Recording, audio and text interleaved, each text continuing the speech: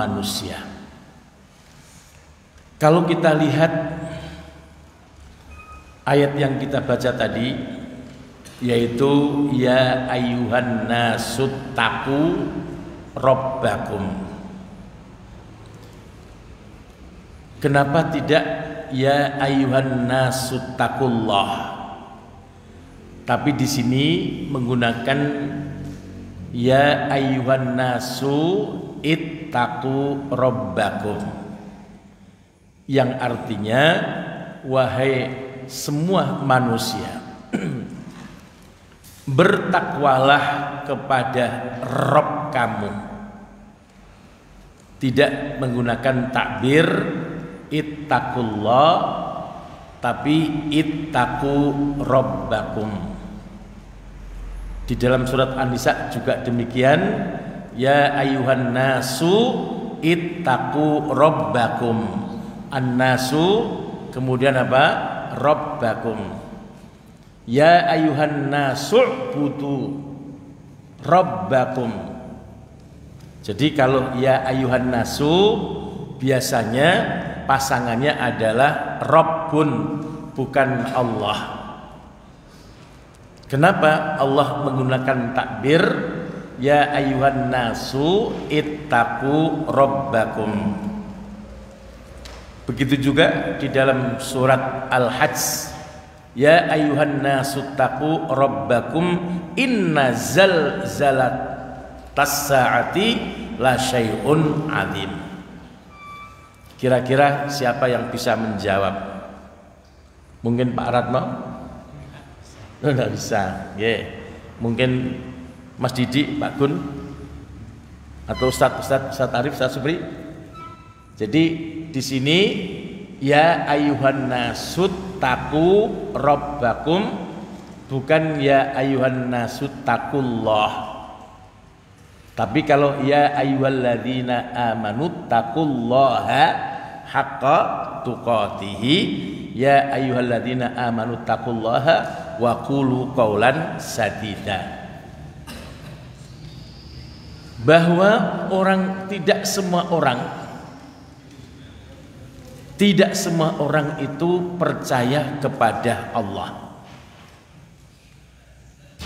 Tidak semua manusia itu percaya dengan Tuhan yang namanya Allah. Karena manusia itu ada yang beriman, ada yang belum beriman. Kalau orang beriman sudah jelas Tuhannya adalah, Rabbnya adalah Allah. Tapi yang belum beriman, mereka tidak mengakui akan adanya Allah, akan adanya Tuhan yang kita sebut dengan Allah.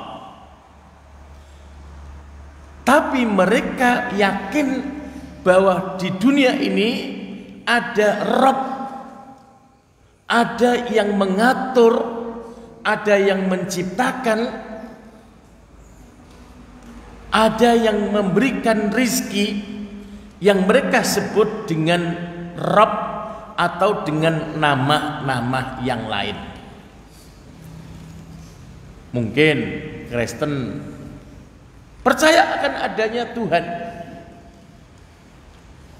percaya akan adanya Zat yang maha tinggi yang menciptakan bumi dan langit dan mengatur segalanya, tapi dengan nama yang lain. Yahudi pun demikian, mereka tidak mengatakan Allah. Kalau tidak salah mereka mengatakan Yahweh. Kalau orang Kristen mengatakan Yesus, Kristus. Kalau orang Hindu, Sang Hyang Widi dan lain sebagainya. Maka Allah tidak menyebutkan dirinya dengan ya ayyuhan nasut taqullah, tapi menyebut dengan ya ayyuhan nasut taqu rabbakum, Rabb kamu. Siapapun nama itu yang engkau yakini, yang kalian yakini dengan Rabb itu. Ya. Jadi silakan nanti anak-anak periksa di dalam Al-Quran. Ya, mungkin ada 1-2, tapi secara umum bahwa kalau ya ayyuhan nasu itu pasangannya dengan apa? Rabbakum. Ya ayyuhan nasu taqu rabbakum, wahai manusia, bertakwalah kepada Tuhan yang menciptakan bumi dan langit. Tuhan yang mengatur semua peredaran matahari, bulan, bintang. Tuhan yang menurunkan hujan. Tuhan yang menumbuhkan pepohonan. Tuhan yang akan menjadikan bumi ini hancur. Kalau kita meyakini Tuhan kita adalah Allah, la yaqulunallah, Allah Tuhan kita. Kul huwallahu al-ahad. Maka tidak mengatakan kul huwar rahman huwa rabbukum, tidak. Kul huwallahu ahad, Allahu samad. Itu tegas kalau umat Islam. Tuhan kita tidak mempunyai nama-nama kecuali yang ada di Asmaul Husna, tapi namanya adalah Allah Jalla Jalaluhu, atau dengan disebut lafzul jalalah, yaitu Allah. Allah dari kata ilah, yang disembah. Karena ada orang yang percaya dengan Tuhan tapi dia tidak menyembahnya. Yakin akan adanya Tuhan tapi tidak menyembah, beribadah kepada Tuhan yang diyakinnya itu. Tapi kita yang berakidahkan Islam menyembah Rabb tidak lain adalah Allah Subhanahu wa ta'ala. Perintah yang pertama adalah diperintahkan untuk bertakwa. Apa itu takwa? Al-imtithal bi awamirihi, yaitu melaksanakan perintah-perintahnya dan meninggalkan larangan-larangannya. Itulah yang dimaksud dengan yaitu takwa. Maka apabila mereka yakin dengan Tuhan mereka, apapun namanya, pasti mereka akan melaksanakan perintahnya dan meninggalkan apa? Larangannya. Itu kalau mereka bertakwa kepada Tuhan mereka. Ya, yang pastinya bahwa kalau mereka yakin dengan Tuhan, tidak ada Tuhan yang memerintahkan kehancuran, tidak ada Tuhan yang memerintahkan kerusakan. Pasti Tuhan itu akan memerintahkan dengan kebaikan dan melarang atau mencegah kemungkaran. Kemudian perintah yang kedua adalah wakhshaw yauman. Wakhshaw yauman, untuk takut akan datangnya suatu hari.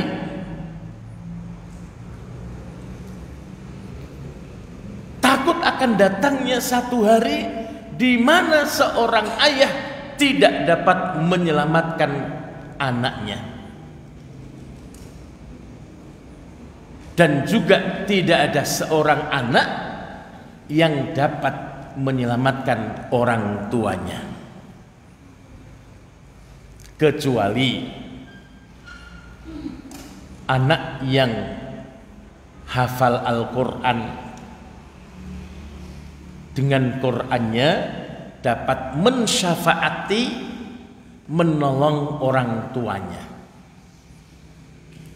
Insya Allah kalian semua ini nanti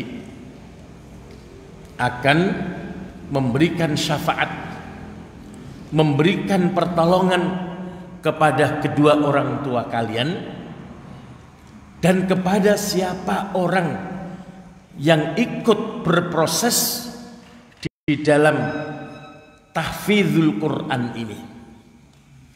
Jadi jangan khawatir Bapak Ibu sekalian yang tidak punya anak yang hafal Al-Quran, tapi memberikan donasi, memberikan bantuan untuk para penghafal-penghafal Al-Quran. Insya Allah penjenengan akan mendapatkan syafaat dari anak-anak yang menghafal Al-Quran ini. Amin ya Rabbal Alamin.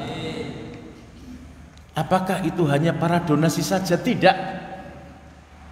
Siapapun yang memberikan apapun, bekerja untuk anak-anak hafid, itu juga mendapatkan syafaat dari anak-anak yang menghafal Al-Quran dan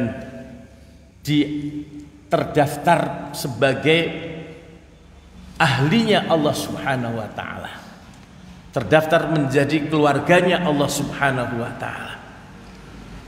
Berbahagialah Bapak Ibu sekalian yang ikut nyemkuyung, yang ikut menjaga, yang ikut mengawasi proses penghafalan Al-Quran. Insya Allah panjenengan sudah tercatat dalam kartu keluarga Allah Subhanahu wa ta'ala sebagai yaitu anggota keluarga para hafidhul Quran. Amin ya Rabbal Alamin. Karena pada hari itu semua akan mempertanggungjawabkan amal perbuatannya sendiri-sendiri. Yang baik akan diberikan pahala kebaikan.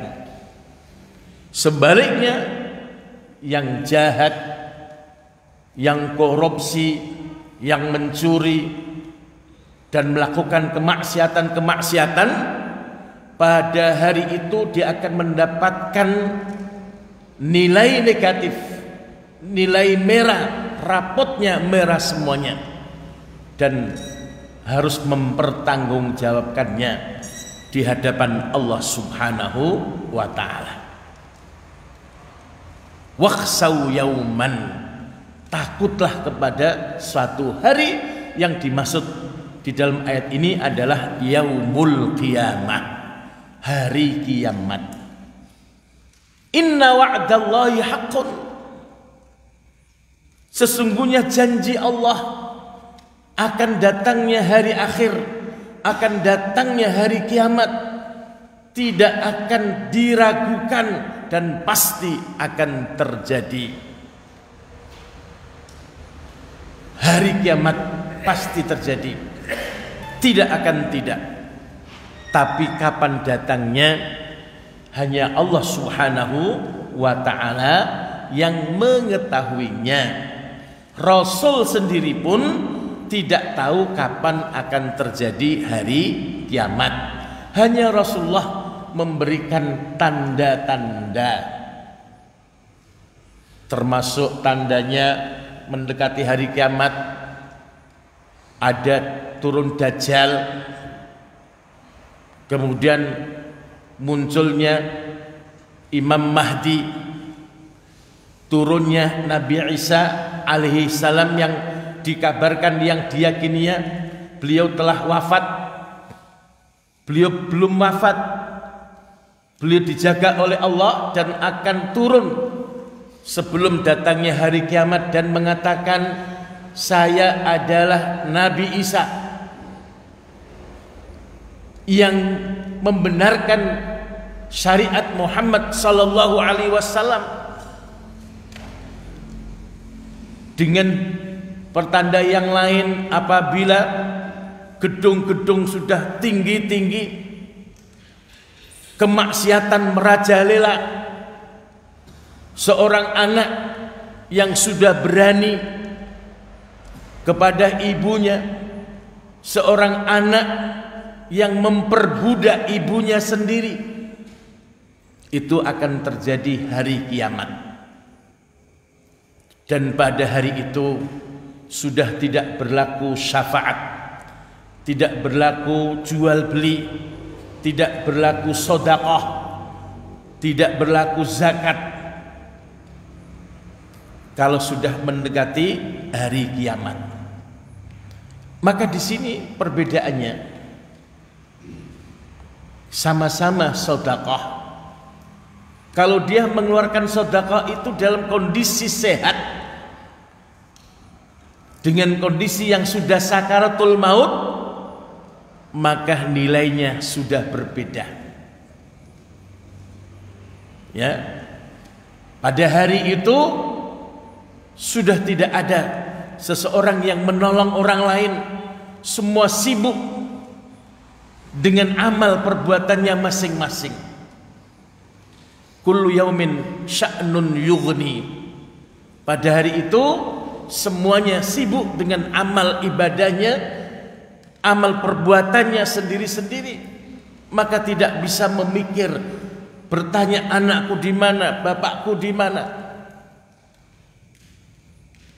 Gunung dengan gunung tabrakan, matahari dengan bulan tabrakan. Inna zalzalatas sa'ati la syai'un 'adzim. Ketika itu terjadi gempa bumi yang dahsyat, bumi mengeluarkan isinya. Orang yang hamil langsung melahirkan, orang yang menyusui meninggalkan anaknya. Subhanallah, disitulah yang dapat menolong kita adalah amal kebaikan kita. Yang dapat menolong kita adalah ibadah kita, sholat kita, sedekah kita, puasa kita, dan amal-amal kebaikan yang lain. Itulah yang akan menolong kita untuk kita banggakan di hadapan Allah Subhanahu wa ta'ala. Anakku sekalian yang dirahmati Allah, sebentar lagi kita akan masuk di bulan Ramadan. Kata Ramadan itu berasal dari ramdha. Di dalam kamus kata Ramadan, ramdha itu adalah peleburan, panas. Maka pada bulan Ramadan itu disebut dengan Ramadan karena pada hari itu dosa-dosa kita akan dilebur dengan kebaikan-kebaikan itu. Maka bagi orang Islam, ketika mau datang bulan Ramadan, itu merasa bahagia, merasa senang, bersuka cita.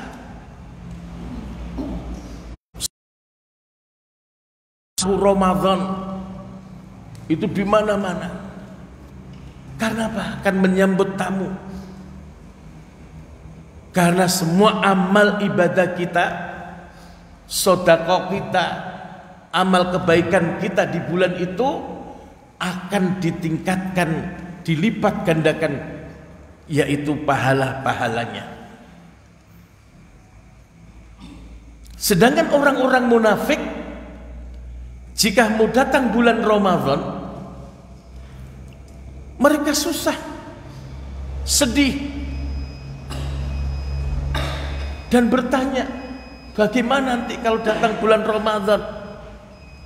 Warung saya bagaimana? Usaha saya bagaimana? Kerjaan saya bagaimana? Itulah orang-orang munafik, selalu berpikir bagaimana kerja, bagaimana mendapatkan uang, sehingga ketika Ramadan mereka merasa sakit, merasa susah. Maka itu yang membedakan antara orang yang beriman dan orang-orang yang mempunyai sifat kemunafikan dalam dirinya. Maka seandainya di dalam jiwa kita, dalam hati kita masih merasa susah, merasa khawatir dengan bulan Ramadan, berarti di dalam diri kita masih ada sifat kemunafikan. Saya tidak mengatakan panjenengan orang munafik, tidak. Tanya pada diri kita, apakah dalam bulan Ramadan ke depan ini kita ini betul-betul beriman? Artinya tanda kita bahagia, senang, ataukah kita merasa susah? Kalau ada perasaan susah dalam diri kita, berarti masih ada, yaitu jiwa kemunafikan. Maka anak-anakku sekalian, jangan sampai nanti kalian susah. Gimana kalau puasa saya tidak kuat? Insya Allah kuat. Insya Allah Allah berikan kekuatan. Anak-anakku sekalian yang dirahmati Allah Subhanahu wa ta'ala, bahwa Allah memberikan kesempatan kita untuk hidup di dunia ini bukan untuk selama-lamanya. Maka janganlah kita tertipu dengan kehidupan dunia sehingga melupakan inti daripada hidup kita sesungguhnya, yaitu khalidun fil jannah, yaitu abadi di surga. Kehidupan yang abadi adalah kehidupan di akhirat. Di dunia kita mungkin paling banyak usia kita mungkin 100 tahun. Kalau panjenengan diberi umur 100 tahun, kayaknya kok berat. Karena Pak, sudah fisik tidak seperti masih muda, tapi kewajiban tetap, mungkin sakit-sakitan, mungkin sudah lemah. Ya, idealnya orang hidup di dunia ini ya paling tidak sekitar 63, itu idealnya. Seperti umurnya Rasulullah Sallallahu Alaihi Wasallam. Kalau sudah di atas 63, maka mendekatlah kepada Allah, karena tanah sudah menunggu kehadiran kita. Cacing-cacing binatang tanah sudah menunggu kehidupan kita. Kita akan pindah ke rumah yang ukurannya 2 meter kali 1 meter, yang tidak membutuhkan listrik, tidak membutuhkan AC. Itulah tempat kita nanti menunggu datangnya hari kiamat. Maka kuburan kita akan menjadi terang dengan sholat kita, dengan sedekah kita, yang akan menerangi kuburan kita ini. Puasa kita, orang-orang itu tertipu dengan kehidupan dunia karena dia merasa akan hidup di dunia ini selama-lamanya. Yahsabu anna malahu akhladah, dia menyangka bahwa hartanya akan menjadikan kekal hidupnya di dunia. Coba kalau kita lihat orang-orang yang korupsi sampai miliaran itu, uangnya untuk apa? Apakah dia mau makan semuanya? Orang-orang yang melupakan kehidupan akhiratnya dan memberatkan kehidupan dunianya, apakah dia akan mampu menikmati semua larangan, semua makanan? Tidak bisa. Dulu saya minum manis tidak bisa beli gula. Sekarang punya uang tidak boleh minum manis. Dulu mau beli sate susah, sekarang makan sate mikir-mikir. Alhamdulillah saya tidak pernah beli sate. Tapi nek dijajake ya, nek di sini ada nyembelih wedhus ya ikut makan sate. Tapi nek beli sate nanti dulu. Sekarang sudah begitu berpikirnya. Makan kacang banyak-banyak, asam urat. makan jeroan asam urat, ya, makan yang ada minyak-minyaknya kolesterol, semua akan begitu. Tapi kehidupan di akhirat nanti, kehidupan yang abadi, mau makan apa saja tidak ada kolesterol, tidak ada asam urat. Silakan. Nanti kalau kita sudah mati di dalam madu, dia mencicipi madu kok manis, mencicipi lagi madu kok manis, kok enak, saya tak masuk sedikit, oh kok tambah manis, masuk, dia tenggelam dalam madu dan mati di tengah-tengah madu. Itulah ibarat manusia yang tergoda dengan kehidupan dunia. Dia cinta dunia, mencari dunia sebanyak-banyaknya. Akhirnya dia mati di dalam hartanya, mati dikepung dengan harta-hartanya, dan dia tidak bisa menikmati hartanya. Na'udzubillahi min dzalik. Ayat selanjutnya, innallaha 'indahu 'ilmu sa'ah, bahwa sesungguhnya Allah lah yang mengetahui kapan terjadinya hari kiamat. Kita tidak tahu, tidak boleh meramal, tidak boleh mengira-ngira.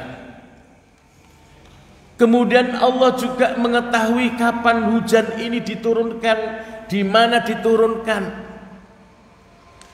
Kadang-kadang mendung tapi tidak turun hujan. Kadang-kadang turun hujan di sini, yang di sebelah sini tidak turun. Padahal langitnya sama di atas. Alhamdulillah kita ini termasuk negara yang mendapatkan rahmat dari Allah, sering mendapatkan yaitu hujan. Tapi karena kebanyakannya sehingga terjadi banjir, sehingga kita kufur dengan nikmat Allah Subhanahu wa ta'ala. Kalau di Mesir itu belum tentu 1 tahun sekali hujan. Di Mekah juga demikian, belum tentu 1 tahun sekali hujan terus menerus, tidak tentu, panas terus. Tapi kita ada panas, ada hujan. Itulah negara kita. Maka fabi ayyi ala'i rabbikuma tukadziban. Ayat mana yang kamu dustai, wahai orang Indonesia? Tidak ada di Mekah sumber seperti di Janti, Umbul Pelem, Buak, itu tidak ada. Hanya di Indonesia ini. Pepohonan tumbuh dengan suburnya, Masya Allah. Kayu-kayu besar, minyak ada di negara ini, aspal, timah, emas. Tapi kita tidak bersyukur kepada Allah. Wa ya'lamu ma fil arham, dan hanya Allah yang tahu apa yang terjadi di dalam rahim. Sampai sekarang ini dengan kecanggihan ilmu pengetahuan, belum ada seorang ilmuwan yang bisa menciptakan atau yang bisa merubah janin dari laki-laki menjadi perempuan. Tidak ada yang bisa, belum ada yang bisa. Sepandai apapun ilmuwan itu tidak bisa mereka-reka janin yang ada di perut itu dibuat laki-laki atau perempuan. Tidak ada kemampuan. Mau sombong apanya? Orang-orang yang cerdas, yang menemukan bermacam-macam ilmu pengetahuan, tapi belum bisa merubah janin yang ada di dalam perut dijadikan laki-laki ataupun perempuan. Hanya Allah yang tahu. Hanya Allah yang tahu. Meskipun sekarang ini kelahiran itu bisa dibuat, bukan dibuat, artinya dipastikan. Contohnya ada orang hamil, saya ingin anakku lahir tanggal 1 Januari, maka dioperasi sesar. Mestinya belum waktunya lahir, tapi dioperasi jadi tanggalnya tanggal 1 Januari. Itu mungkin yang baru bisa dilakukan oleh dokter-dokter atau para ilmuwan yang lain. Tapi untuk merubah janin, merubah status laki-laki ataupun perempuan belum bisa. Dan selanjutnya tidak ada yang bisa mengetahui besok ini apa yang akan terjadi. Besok saya begini, maka katakanlah insya Allah. Wala taqulanna li syai'in inni fa'ilun dzalika ghadan illa ma syaa Allah. Rasul pernah mengatakan besok saya akan begini. Ditegur oleh Allah, la taqulanna li syai'in inni fa'ilun dzalika ghadan.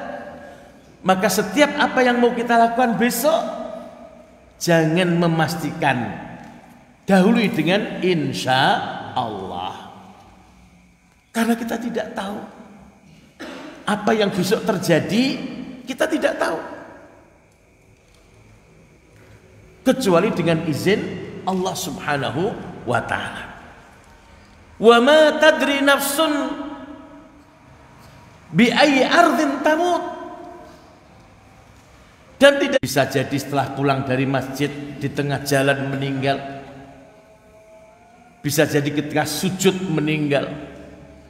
Bisa jadi ketika dia melakukan kemaksiatan, nyawanya dicabut oleh Allah, dicabut oleh malaikat.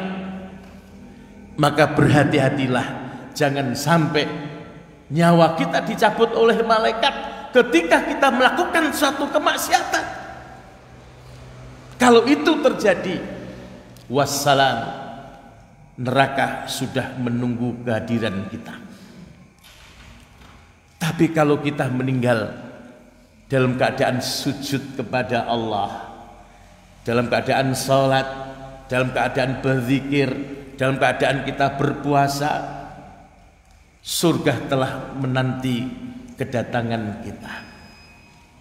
Maka mintalah kepada Allah Subhanahu wa ta'ala. Yang biasanya orang yang mau meninggal itu biasanya ada tanda-tanda, ada insting yang dia merasakan, kok saya tidak enak.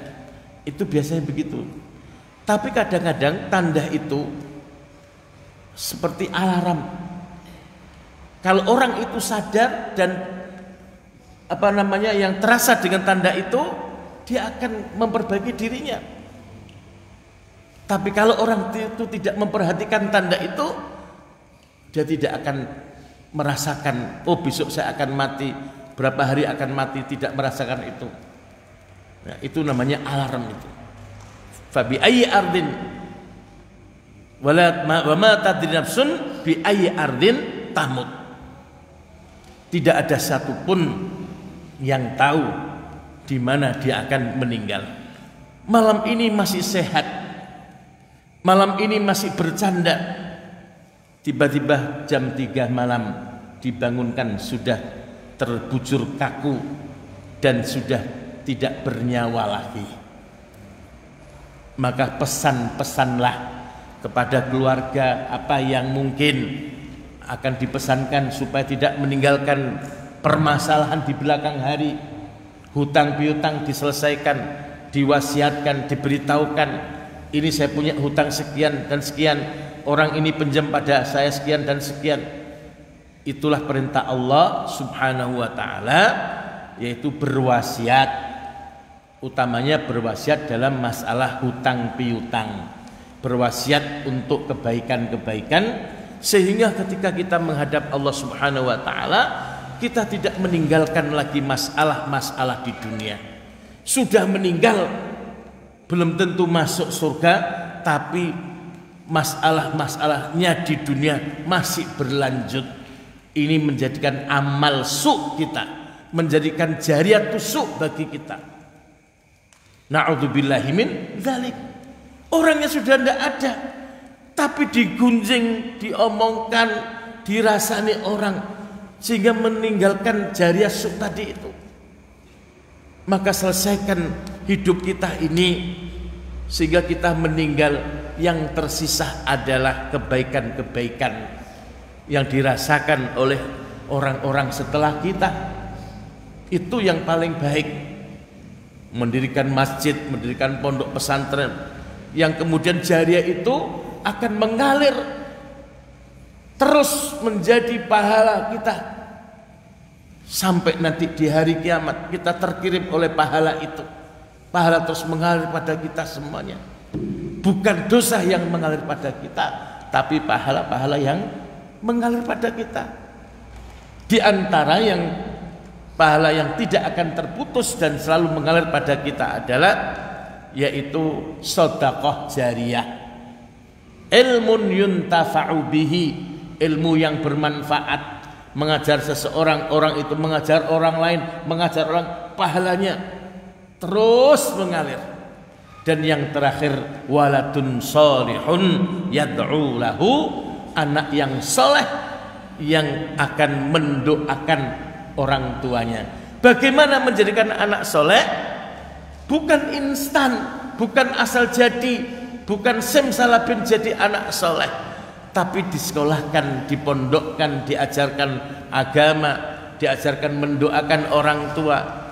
Kalau cuman sangu harta benda tidak bermanfaat. Harta yang ditinggalkan belum tentu kebaikan untuk anak-anak kita. Bahkan menjadikan pertengkaran di antara saudara-saudaranya. Tapi anak yang soleh akan memberikan doa-doa. Seperti mudah-mudahan